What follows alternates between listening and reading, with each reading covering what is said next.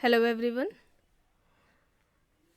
आज की इस क्लास में दिल्ली पीजीटी के जो पीवाईक्यू हैं यानी कि पिछले वर्षों में जो प्रश्न पूछे गए हैं दिल्ली पीजीटी एग्ज़ाम में उन्हें कराया जाएगा।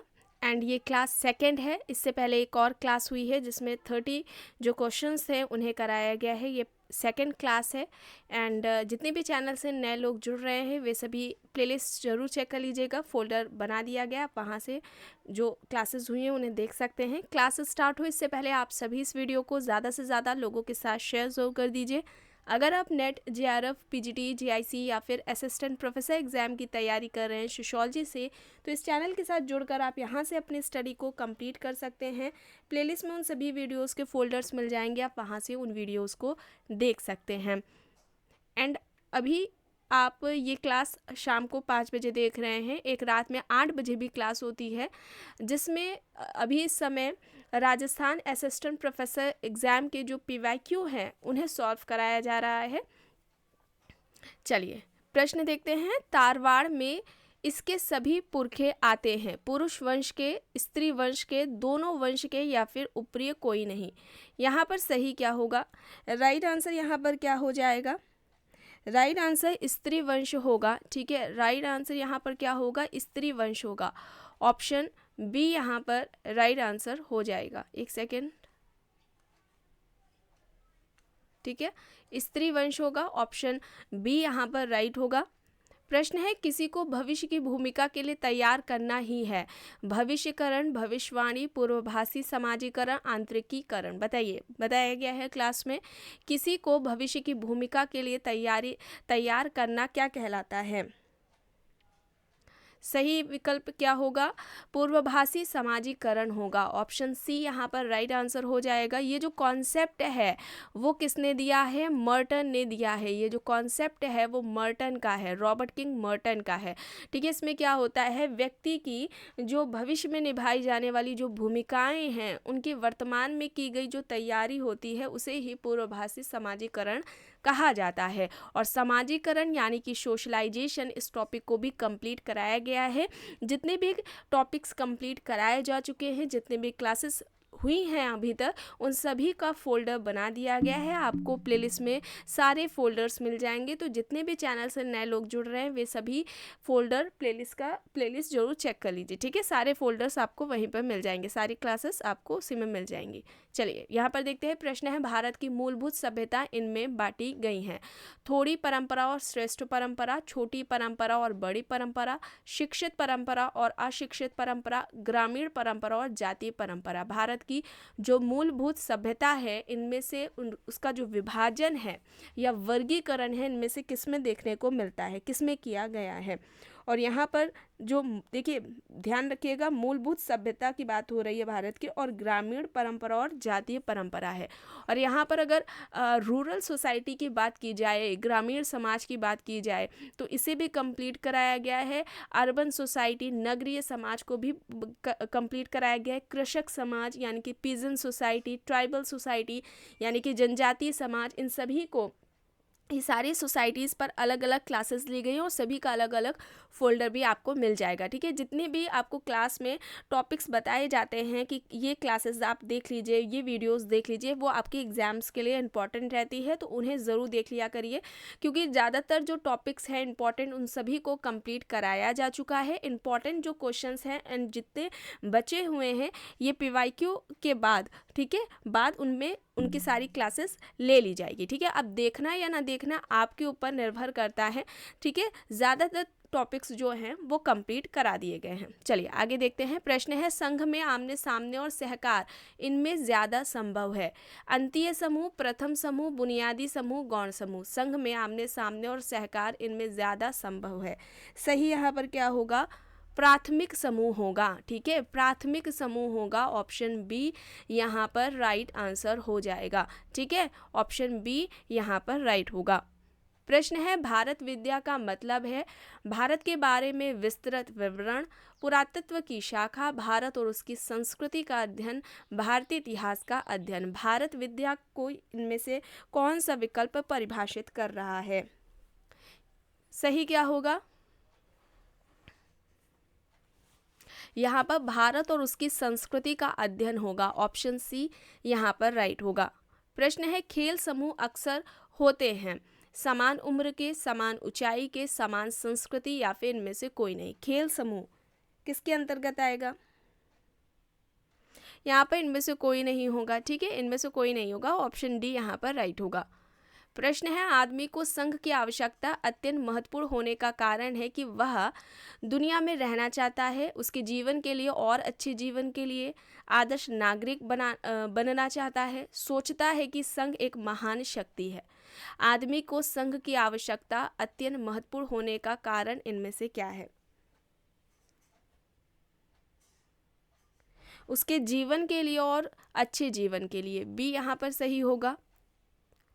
दो प्रकार की संस्कृति है, प्रबल और अप्रबल, सकारात्मक और नकारात्मक, स्व और दूसरे, हमारा और उनका ऑप्शंस हैं यहाँ पर। संस्कृति यानी कि कल्चर, इस टॉपिक को भी कंप्लीट कराया गया है और यहाँ पर सही क्या होगा? स्व और दूसरे। ठीक है, यहाँ पर सी राइट आंसर हो जाएगा। प्रश्न है प्रथा को यह भी कहते हैं संस्कृति, मूल्य, लोकपथ या फिर आधिक्य। प्रथा को इनमें से क्या कहा जाएगा? क्या कहते हैं प्रथा को हम? यहाँ पर वैल्यू हो जाएगा, मूल्य हो जाएगा। बी यहाँ पर राइट होगा। प्रश्न है व्यक्ति की व्यवस्था दर्शाती है संस्कृति, समूह, पद या फिर लोकपथ। व्यक्ति की जो व्यवस्था है इनमें से किसे दर्शाती है?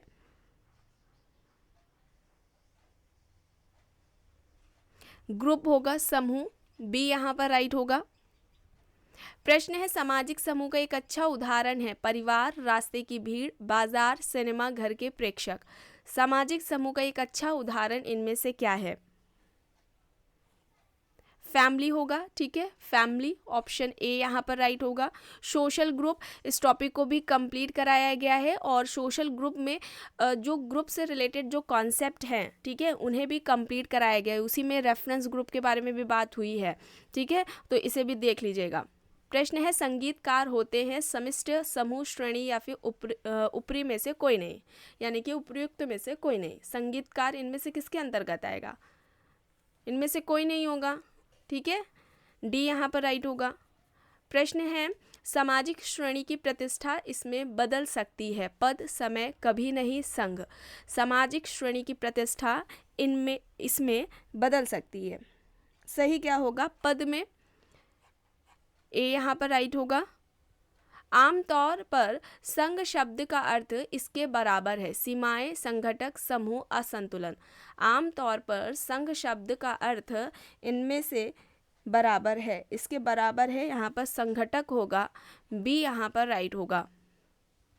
प्रश्न है भूमिका और प्रतिष्ठा यह होते हैं अक्सर अत्यधिक, परस्पर विरोधी, असंबंधित, अनुपूरक, विरोधात्मक। भूमिका और प्रतिष्ठा होते हैं अक्सर अत्यधिक, परस्पर विरोधी, असंबंधित, अनुपूरक, विरोधात्मक। सही क्या होगा?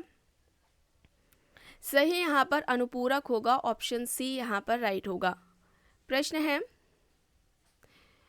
कूली के लिए प्रमुख मूल गण हैं, एक मिस हो गया है, चलिए।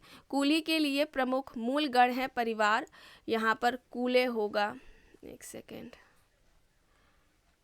ठीक है, कूले के लिए कूले के लिए प्रमुख मूल गण हैं परिवार, स्कूल, कार्यगण, खेलगण। ठीक है, क्या है, किसे उन्होंने बताया है? परिवार को। ठीक है, ऑप्शन ए यहाँ पर राइट होगा। और उन्होंने, अगर हम कूले की बात करें तो इन्होंने समाजीकरण के संदर्भ में या समाजीकरण का जो सिद्धांत था इनका आत्मदर्पण का सिद्धांत रहा है। और इसके अलावा इन्होंने प्राथमिक समूह की अवधारणा, जिसे प्राइमरी ग्रुप कहा जाता है, ये दिया। प्राथमिक समूह को इन्होंने किस तरीके से परिभाषित किया था कि व्यक्ति का आमने सामने का समूह होता है जिसमें जो व्यक्तियों का जो ग्रुप है, कुछ व्यक्तियों का जो समूह है, या कह लिया जाए कुछ व्यक्तियों का संकलन, जिनके बीच में आमने सामने का संबंध और सहयोग पाया जाता है, है उसको इन्होंने प्राथमिक समूह कहा, जिसके ये उदाहरण भी बताते हैं। एक तो परिवार बताते हैं, दूसरा पड़ोस और तीसरा मित्र समूह या जो प्ले ग्रुप होता है उसकी बात करते हैं। ये 3 उदाहरण भी पूछे जाते हैं। इस तरीके से परिभाषा किसने दी है, किसने परिभाषित किया है प्राइमरी ग्रुप को, ये भी पूछा जाता है। और सामाजिकरण के लिए जो प्राथमिक संस्था की बात की है वो कूले ने परिवार को ही बताया है। ठीक है, तो ए होगा यहाँ पर सही। प्रश्न है संस्कृति के 2 महत्वपूर्ण गुण होते हैं, वह है अध्ययन करना और भूल जाना, बांटना और संचालित करना, प्रसारित करना और बांटना, अध्ययन करना और बांटना। संस्कृति के 2 महत्वपूर्ण गुण इनमें से कौन से हैं? अध्ययन करना और बांटना, ऑप्शन डी यहाँ पर राइट आंसर होगा। प्रश्न है मानव संघ का पहला चरण था कृषि, पशुचारी, शिकार और अन्य संग्रहण, कुटीर उद्योग। मानव संघ का पहला चरण इनमें से क्या है? शिकार और अन्य ग्रहण करना है, ठीक है, अन्य संग्रहण है, ठीक है, या अन्य संकलन आप कह ले। सी यहाँ पर सही हो जाएगा। प्रश्न है सामाजिक समूह होता है सामाजिक पारस्परिक क्रिया पद्धति, लोगों का जमावड़ा, उद्देश्य के लिए, लोगों का संघटक, लोगों का संघ। सामाजिक समूह को इनमें से सही तरीके से क्या परिभाषित कर रहा है, कौन सा विकल्प?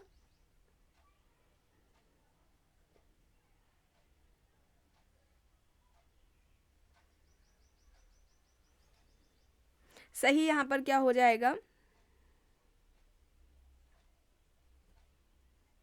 सामाजिक पारस्परिक क्रिया पद्धति, ए यहाँ पर राइट होगा। प्रश्न है आधुनिक समाज का शासन करता है रिवाज और परंपरा, न्याय नियम, दैवीय नियम, पुलिस बल। आधुनिक समाज का शासन करता है, यहाँ पर सही क्या होगा?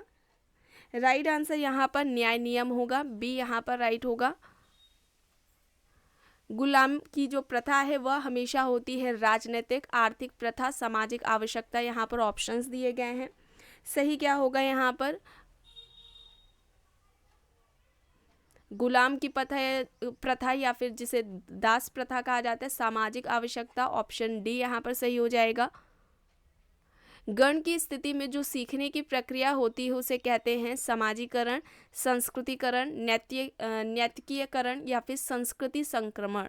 यहाँ पर कौन सा विकल्प सही हो जाएगा? समाजीकरण हो जाएगा, सोशलाइजेशन हो जाएगा, ऑप्शन ए यहाँ पर राइट हो जाएगा। समाजीकरण की जो सबसे पहले व्यवस्थित तरीके से जो बात की है वो जॉर्ज हर्बर्ट मीड ने की है। समाजीकरण कैसी प्रक्रिया है? एक सीखने की प्रक्रिया है। चूँकि ये सीखने की प्रक्रिया है तो ये व्यक्ति के जीवन भर चलती रहती है, व्यक्ति के जीवन भर चलती है तो इसमें गतिशीलता पाई जाती है। महत्वपूर्ण अवस्था कौन सी होती है? तो बाल्यावस्था से किशोरावस्था मानी जाती है समाजीकरण की महत्वपूर्ण अवस्था। ठीक है, इन सभी बातों को ध्यान में रखिएगा। और व्यक्ति जिस समाज का सदस्य होता है उस समाज के जो मानक मूल्य होते हैं उनको आत्मसात करने की यह प्रक्रिया समाजीकरण कहलाती है, ये भी याद करिएगा और याद रखिएगा। और इसी से रिलेटेड प्रश्न भी एग्जाम्स में पूछे जाते हैं जो कि आपको आगे क्वेश्चंस में देखने को मिलेंगे।